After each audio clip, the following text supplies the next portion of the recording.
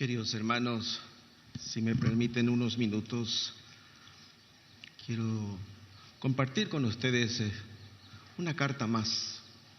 Ojalá pronto esto ya termine. Y una carta que se titula Organicemos la esperanza, las lecciones que nos ha dejado esta pandemia. Ojalá podamos recoger las experiencias vividas, en algunos casos muy duras, como habíamos dicho, y ayudarnos entre todos a superar, a llevar adelante y levantar nuestro país. Hermanos, he querido dar un título a esta tercera carta dirigida a nuestro pueblo paraguayo en ocasión de la festividad de la Inmaculada Concepción de Cacupé. Organicemos la esperanza, expresión tomada de la homilía del Papa Francisco en la misa de la Quinta Jornada Mundial de los Pobres, celebrada en la Basílica de San Pedro.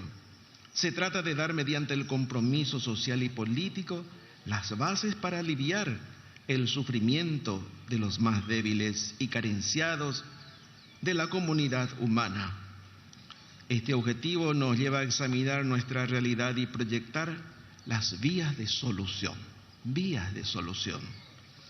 En efecto, 2021 es el año de la paulatina recuperación, luego de la sacudida que recibió la humanidad entera con la pandemia y que todos lo sentimos plenamente en el 2020. Este año se puede considerar como el tiempo que nos permite reponernos de esta negativa experiencia de vida. Las secuelas de mediano y largo plazo de este mal universal comienzan a emerger en el campo de la salud física y sobre todo mental, así como también en la economía global y en la de cada hogar, especialmente las familias necesitadas. El año pasado lamentamos el fallecimiento de miles y miles de seres queridos. Muchos de ellos pudieron haberse salvado o vivir más tiempo si la reacción gubernamental hubiese sido más acertada y no tan débil para enfrentar eficientemente el problema, tal como era de esperarse de quienes están investidos de autoridad en ese campo y a quienes las instituciones pertinentes pusieron a disposición los recursos y mecanismos necesarios para ellos. Según la concepción cristiana, la razón de ser de la autoridad es la de servir al pueblo, porque Cristo expresó con claridad a sus discípulos que Él no vino para ser servido, sino para servir y dar su vida como rescate por una muchedumbre. De hecho, la verdadera grandeza no radica en ocupar los primeros puestos, sino en ejercer la diaconía del poder como servidor de todos. Si aplicamos este concepto del ejercicio cristiano del poder, tenemos derecho a esperar con ansias que este año termine definitivamente los fallecimientos por desidia, negligencia, corrupción en el sector de la salud, porque creemos sinceramente que existen las condiciones para poner todo el empeño, la inteligencia y la voluntad para que así sea. Independientemente de ello, de la dedicación puntual respecto al problema del COVID, sabemos que el Estado sigue teniendo una deuda social con la salud pública para la atención a las personas carenciadas. Y por qué no también a todos, porque la atención en salud pública debe ser universal. No es justo que los altos miembros del Estado, en vez de usar los servicios de salud de la colectividad, gasten el dinero público en seguros privilegiados de la medicina prepaga, como si tuvieran naturalmente más derecho que el común de la gente.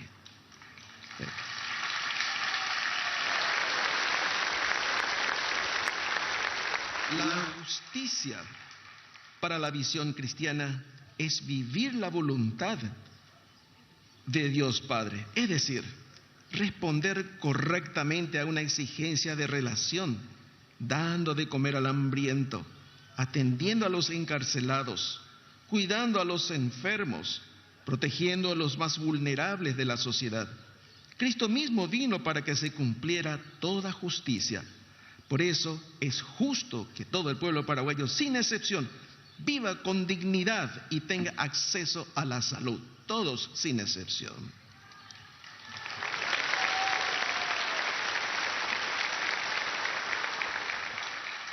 Debemos recuperarnos de esta negativa situación y aprovechar esta dura experiencia para cambiar y hacer que el mundo y nuestro país sean más habitables, un mejor lugar donde compartir la vida y los bienes que Dios prodigó para todos.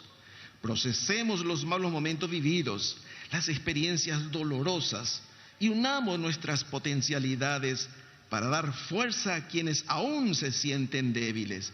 Caminemos juntos, al decir de nuestra conocida canción, juntos como hermanos, miembros de una iglesia, vamos caminando al encuentro del Señor.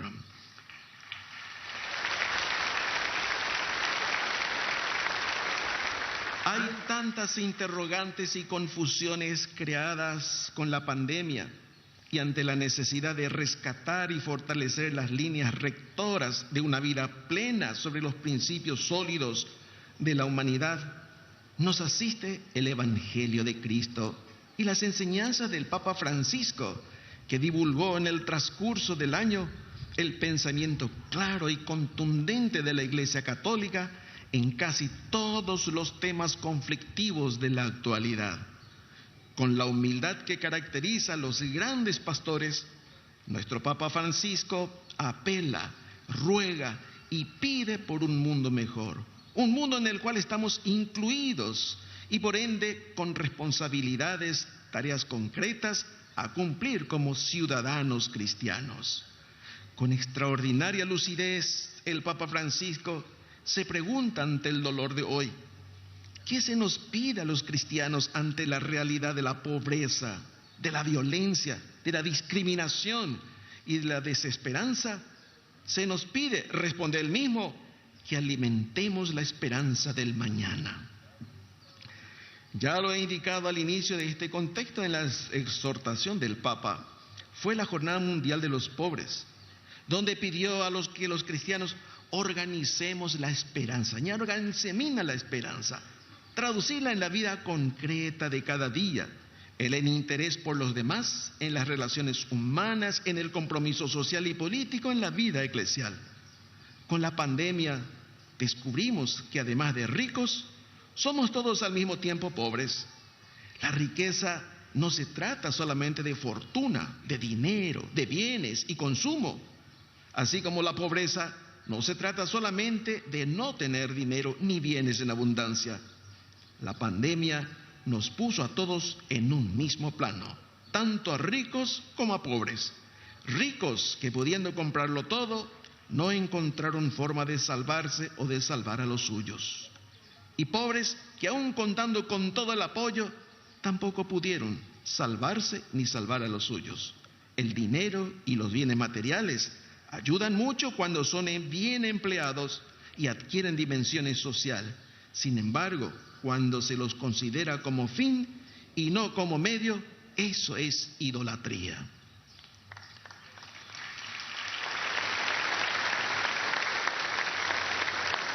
Hubo momentos en que la esperanza estaba perdida. Hay gente que perdió mucho y que todavía vive el dolor de esa pérdida, a lo que se debe agregar la incertidumbre sobre el mañana. De ahí la importancia extrema de la propuesta del Papa Francisco de organizar la esperanza, de no dejarnos llevar por el pesimismo, de no hundirnos con los problemas y de encontrar lo que sea, aunque fuere una tragedia, una esperanza para el mañana. Para cimentar nuestra esperanza será necesario, haciéndonos eco de las palabras del Santo Padre, que los políticos y los gobiernos dejen de lado el sectarismo, dejen de lado los privilegios, a veces exagerados, la riqueza mala vida, y trabajen por el bien común buscando ajustar el modelo económico del país a uno que tenga rostro humano.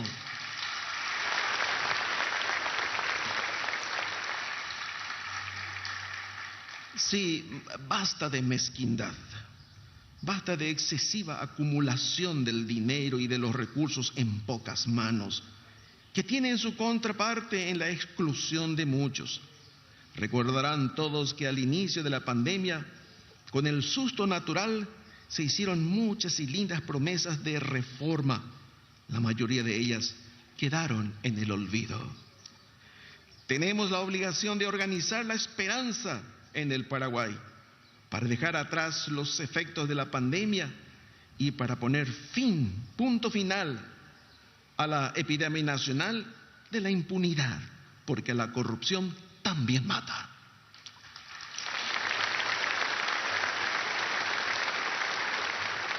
Y como toda enfermedad, es posible también encontrar la forma de curar la corrupción. Si las instituciones pertinentes se declaran incompetentes para ellos, es deber primero de los gobiernos y después de la responsabilidad ciudadana encontrar la manera de extirpar este mal. Como dijimos hace rato, con la corrupción todo se pierde, se pierde.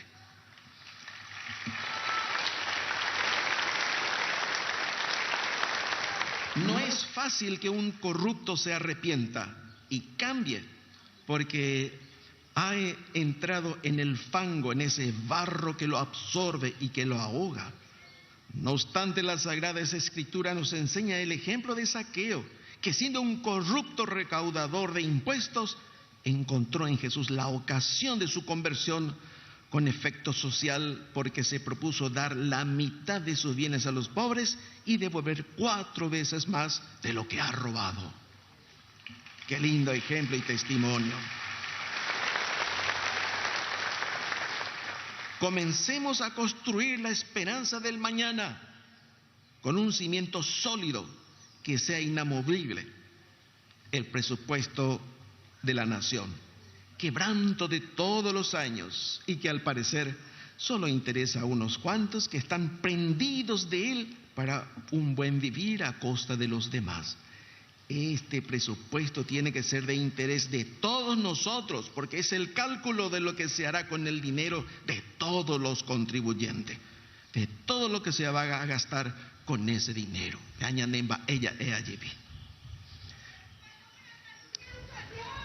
Pero resulta que desde hace unos 12 años ese presupuesto es deficitario, lo que significa que se endeuda al país sin respaldo. De esa manera, como consecuencia, el endeudamiento aumenta año tras año. Todos sabemos lo que pasa cuando gastamos más de lo que ganamos y lo que pasará en el futuro si continuamos sin planificar, bien dando prioridad a aspectos superficiales o superfluos. Falta más compromisos de quienes aportan a este proyecto y falta cortar las ambiciones de quienes quieren más y más sin importar que no haya de dónde sacar más.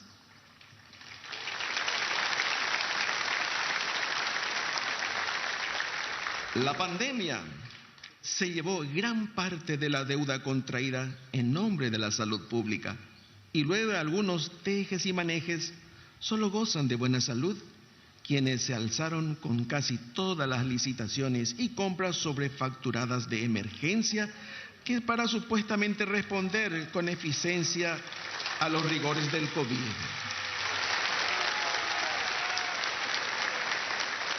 Es necesario organizar con más firmeza y eficacia la aplicación de la ley a quienes la infringieron para quedarse con la mayor parte del presupuesto de salud en tiempos de plena pandemia. Por eso necesitamos un poder judicial verdaderamente independiente y no subordinado a personas influyentes y grupos de poder. Si no funciona la justicia, la democracia es solo nominal, lo cual cede su puesto a una anarquía.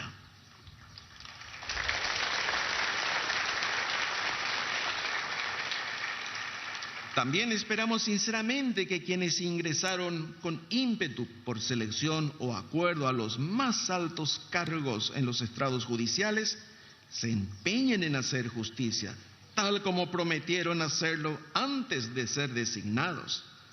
Tendrán suficientes oportunidades para demostrar que ingresaron por méritos propios y no por otros medios. Ojalá que la forma habitual de acceder por cupos o turnos o por lealtades partidarias, amistades o parentescos a los altos cargos y delicados cargos termine finalmente como resultado de una mayor conciencia y participación ciudadana. Solo una ciudadanía despierta, alerta y movilizada en torno a los principios inmutables hará que nuestro país sea el lugar más común de la convivencia civilizada, el respeto y el amor al prójimo. De igual forma, estamos expectantes de los primeros pasos de las nuevas autoridades municipales elegidas en las elecciones libres el 10 de octubre pasado. Recalco lo de elecciones libres, porque ejercer la libertad es un compromiso cívico que requiere cierto valor ciudadano. Ese compromiso, esa responsabilidad, esa libertad no se acaba con el derecho de elegir, que es apenas el inicio. Continúa con el deber de controlar y exigir a los elegidos a cumplir sus planes y que estén apegados en todo momento a la ley. El pueblo, en definitiva,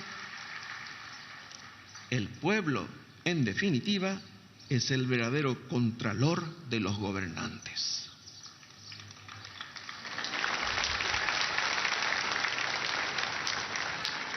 Tantas historias negativas conocemos de las administraciones municipales, principalmente historias de latrocinios que a veces la justicia ignora. Y nos preguntamos, ¿qué pasa con las familias de estas personas? Intendentes, concejales, administradores cuestionados, denunciados y casi no condenados. ¿No están enteradas estas familias de lo que todo el mundo sabe? ¿No sienten vergüenza de que sus padres, cónyuges o hermanos están en boca de todos? Se habla de ellos.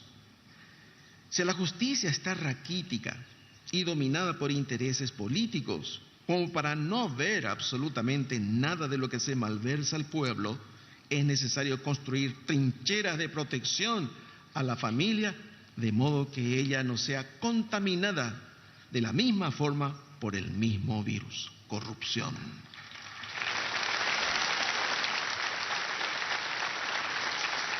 Que la familia vuelva a ser como antes, el germen de las virtudes humanas, donde se aprende a respetar y a ser respetado, a amar y a servir a los demás. Señores intendentes y concejales electos, a la hora de hacer sus nuevas tareas, tengan presente su compromiso con la fe, con el pueblo, con sus familias. Ellos tuvieron el derecho y la libertad de elegirlos, pero también tienen el derecho de sentirse orgullosos de ustedes, de la decisión que tomaron al elegirlos. Les pedimos, no le defraudan, no renuncien a poner, aunque sea un granito de arena, para construir el cambio en nuestro país. Acuérdense de que están para servir a sus comunidades y sus municipios y no a servirse a ustedes mismos.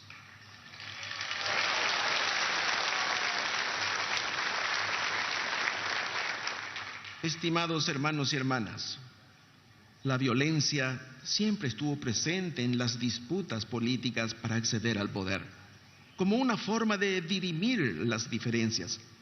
Pero esa forma de tomar las armas en nombre de las instituciones para hacer valer la razón de una de las partes ya quedó en el pasado. Al menos esa forma de resolver las cosas por medio de cuartelazos, golpes, traiciones y guerras civiles. Siempre debe imperar la fuerza de la razón y no la razón de la fuerza.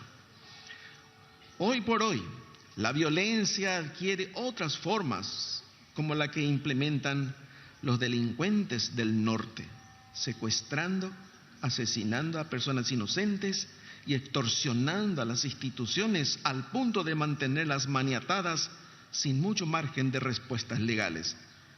Esa es la triste historia y realidad que soportan varias familias, y soportan hoy las familias de Oscar Denis, Félix Urbieta, Edelio Morínigo y recientemente este joven menonita, secuestrados y sin noticias ciertas para sus atormentados allegados.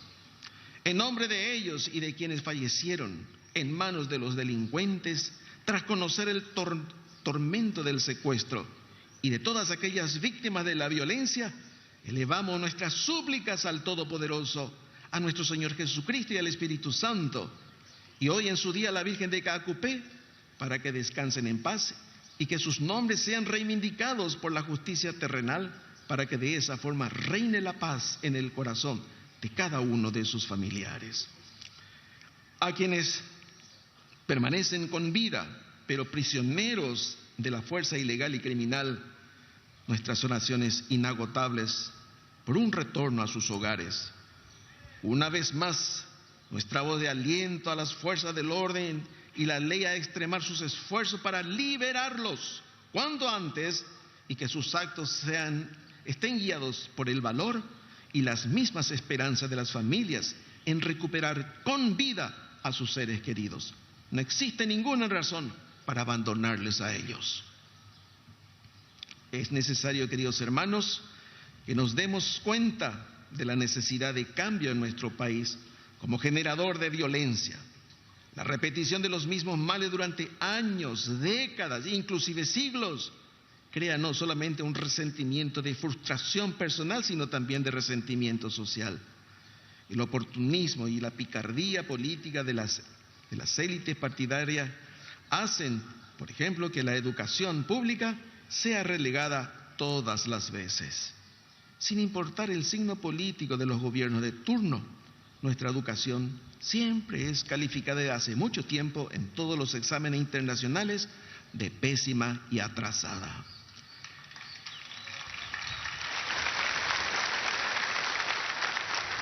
No obstante, parece haber señales del inicio de un proceso de renovación de la misma.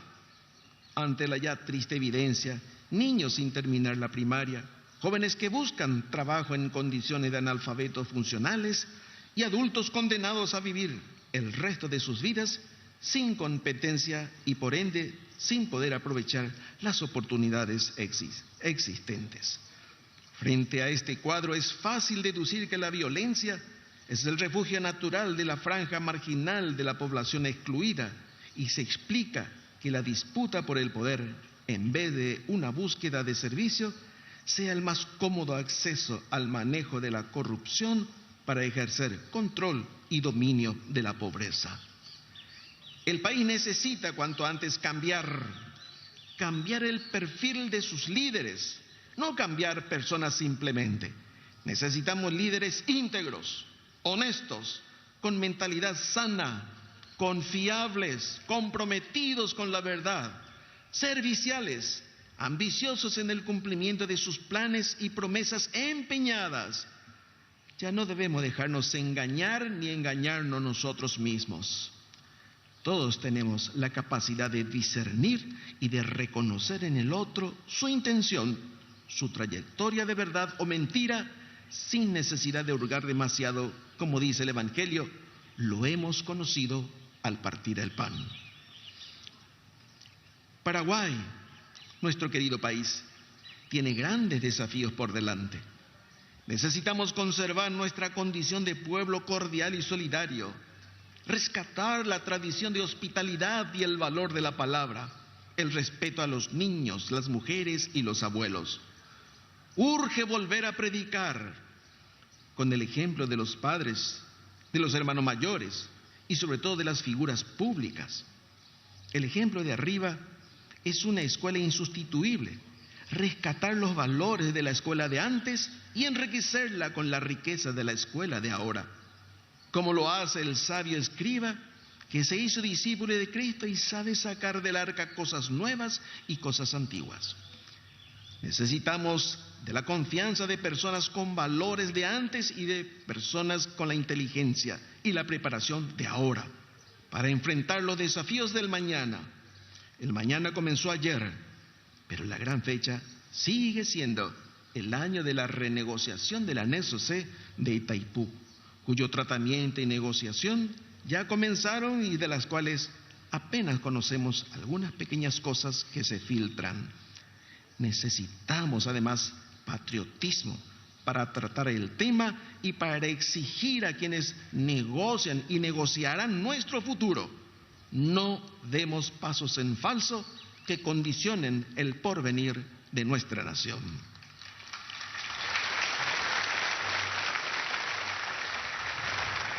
Queridos hermanos y hermanas, organicemos la esperanza entre todos, que nadie se excluya de esta misión y que nadie lo impida tampoco. En el año del laicado iniciado recientemente, reivindicamos su misión como la tarea de desplegar sus capacidades en la cultura de la ciencia, en las artes, en la economía, en la política, en los medios de comunicación y en la familia. A pesar del dolor de nuestras pérdidas, tenemos el deber cristiano de levantarnos y andar, de trabajar y de hacer bien las cosas, cada uno en nuestras áreas, de contagiar esperanza a los demás, de levantarnos nuevamente si volvemos a tropezar y de avanzar siempre en la formación de nuestra integridad física, moral y espiritual, de promover el servicio a los demás en nuestra madre iglesia y en toda la patria. No existe fuerza terrenal que pueda detenernos en este propósito, pues si Dios está con nosotros, ¿quién podrá estar contra nosotros? Que así sea por el bien de nuestro querido país.